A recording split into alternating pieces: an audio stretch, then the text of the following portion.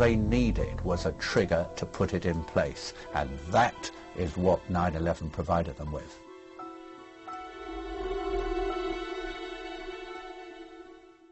They only think in terms of power. Democracy and constitutional states don't play a role. The truth is, conspiracies do sometimes occur.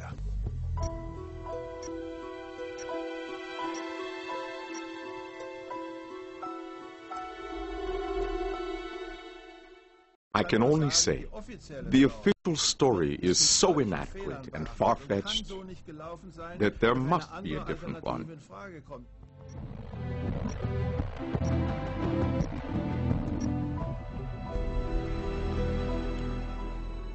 Michael Mitscher and Andreas von Bülow, two former ministers.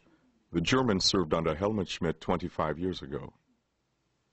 More recently, the Brit was a minister in Blair's war government. These two experienced politicians have grave doubts about what the Americans call the war on terrorism. More importantly, they think there's a lot more behind September 11th than we're allowed to know. You have to consider what happened before 9/11, at 9/11, and afterwards. And I think a much better explanation than the war on terror, which I think is bogus, is given by the Project for the New America Century document. That was written in September 2000, just before or in the course of the US presidential election, which brought George Bush to power. It was written by a neoconservative think tank. It was called Strengthening America's Defenses. And what it says, I think, gives a much better explanation of what happened before 9/11, of why 9/11 was such a disaster, and why after 9/11 the US was so slow to go after either Al-Qaeda or bin Laden, or didn't seriously try to do so.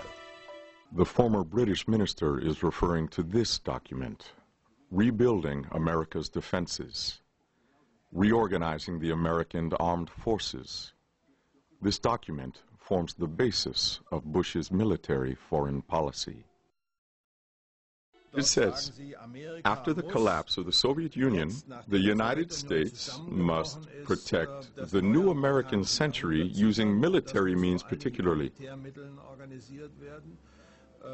Saddam Hussein has to go. But more importantly, we have to obtain military control in the region to get a grip on the world's raw materials, especially oil. For this, we need more troops, not less. It's hard to explain this to the American people. It will take years. Unless we can use an event similar to Pearl Harbor as a catalyst to turn public opinion around towards spending more money on this struggle for world domination. And exactly 1 year later, this new Pearl Harbor happened. And the government immediately said, this is our new Pearl Harbor. Rebuilding America's defenses was not America's first research into possible threats to the country.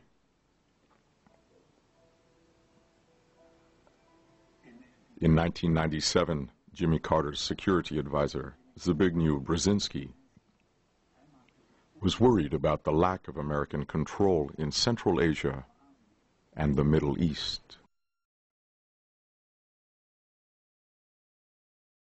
In his book, The Grand Chessboard, he claimed that control could only be gained by pursuing a much more aggressive foreign policy, including warfare.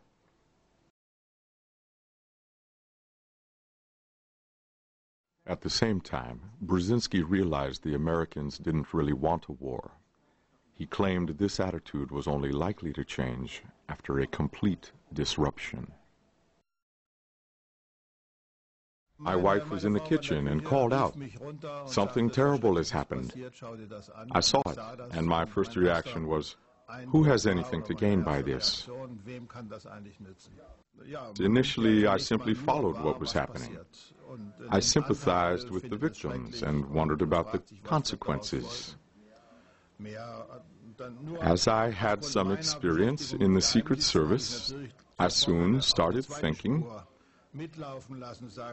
I wonder what exactly is going on. Is there something else that they're not telling us? That's quite a statement. But the fact remains Brzezinski's total disruption happened on September 11th, enabling Bush to pursue an aggressive foreign policy. You have to consider what happened before 9/11, at 9/11, and afterwards. Before 9/11, the US administration received a great deal of information that an attack was coming. First of all, there were 11 countries, including the UK, which gave their intelligence to the US authorities to that effect. Mossad sent 2 experts in August 2001, 1 month before 9/11, to the States with a list of 200 Islamic suspects, 4 of whom turned out to be the hijackers. None of them were arrested. On the 6th of August 2001, 1 month before 9/11, Condoleezza Rice had produced information about the possibilities of a hijacking, which could be related to the Intelligence Council's report. There was evidence which came from Zacharias Moussaoui, who was arrested. He was the 20th hijacker, most people think he was. He was arrested, and the FBI agent wanted to investigate his computer, which we now know contained some clues as to 9/11, but the information came through from the top levels of the FBI that they didn't want any arrests. Meacher is referring to the Moroccan Zacharias Moussaoui. He was arrested by the FBI in August 2001. French intelligence claimed he could be linked to Osama bin Laden and a possible attack on the United States.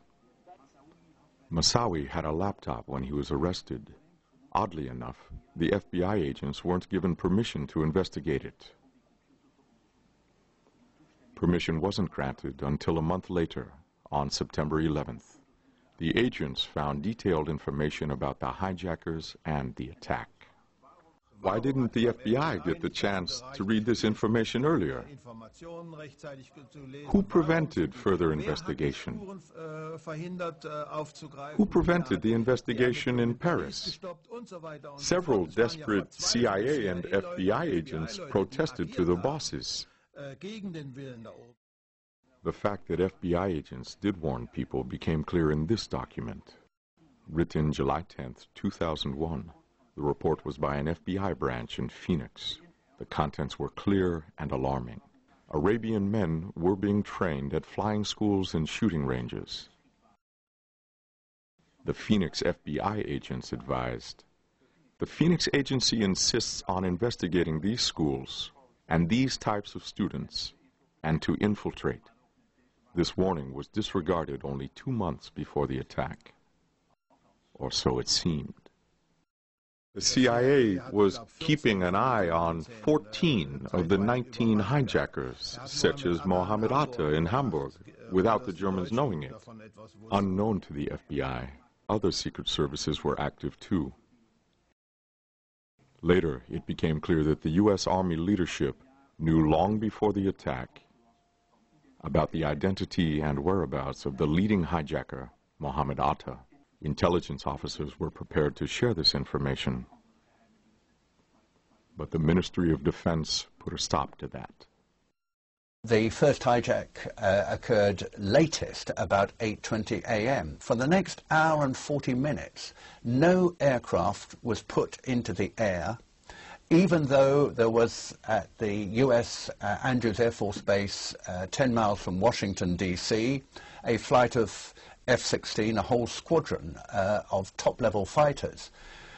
No planes were flown in from other air bases, even though at top speed they were certainly within range. Why did that happen? We know that where an aircraft goes on course, it is a legal requirement that aircraft are put into the air to check on the position and purpose of commercial aircraft. Why on this single day did it not happen? In the previous 9 months it had happened 67 times. It was a routine procedure. Why did this not happen on that very important day? That question has never been answered. To summarize, 11 countries warned about an attack on the United States. The CIA received a list with 200 suspects before September 11th. Security advisor Condoleezza Rice warned the president about a hijacking. The United States government ignored warnings by several FBI agents. Mohammed Atta had been identified as a leader of an al-Qaeda cell in 2000. Defense did not give out that information. After the hijacking, it took 100 minutes for the first fighter jets to take off. Remarkable facts. Had the independent investigators of the September 11th attacks nodded off? It was a 580-page avoidance of any serious explanation. If you look at it, and of course I have, only the first chapter goes into looking at what actually happened at 9/11 and leading up to it. All the rest, which is far and away the great majority of the report, is not actually about 9/11 as such at all, but it is about the kind of alternative arrangements or preparations that America needs to make in future to avoid it happening again. And indeed, there is one statement it makes which I think sums up the whole report. It is widely known and believed that Lieutenant Mahmoud Ahmed, who was the head of Pakistan's Inter-Services Intelligence, the ISI, asked a known Islamic militant called Omar Saeed Sheikh to wire $100,000 to Mohammed Atta, the leading hijacker, in the period leading up to 9/11. That has since been confirmed by the FBI. What the report, the official investigatory report, says is that the US has never been able to find the sources of financing for 9/11. And then they say this: that, after all, is a matter of no great importance. I find that astonishing. It is a matter of absolutely central importance. So there was a very great deal of evidence, and it seems to me extraordinary that the United States, with its stupendous military capabilities and the most technologically advanced country in the world, completely and totally failed to follow up these leads. I think that 9/11 provided the trigger to enable the US administration under George Bush to put in place a geopolitical strategy to seek American control. They made sacrifices. Most likely, it's an operation in psychological warfare. It's a form of war, and in a war, it's acceptable when people die, even on your own side. In this deception, killing is allowed to achieve a higher goal. All that I can say is, let other people make their judgments about 9/11.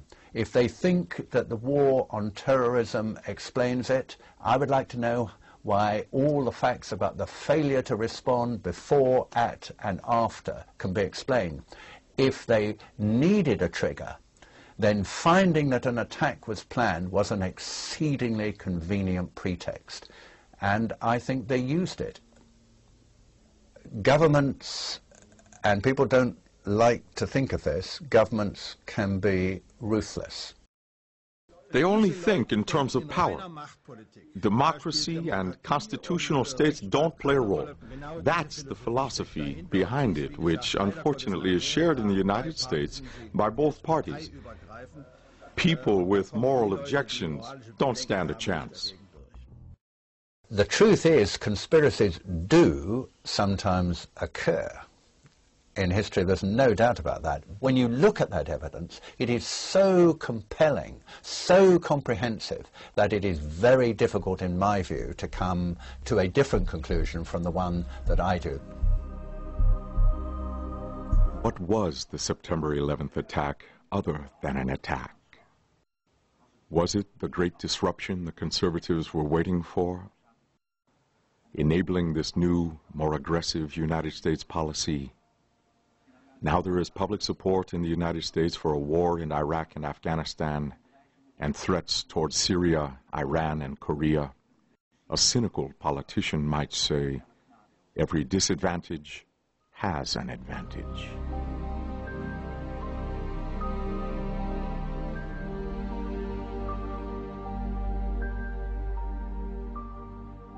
They are facts. They're uncomfortable facts. They're shocking facts. Deeply, deeply shocking. But you have to face up to them because they have actually happened. And they demand an explanation which is the most cogent, the most compelling, the most plausible to fit those facts. We do need to know the truth. We do need to know the truth.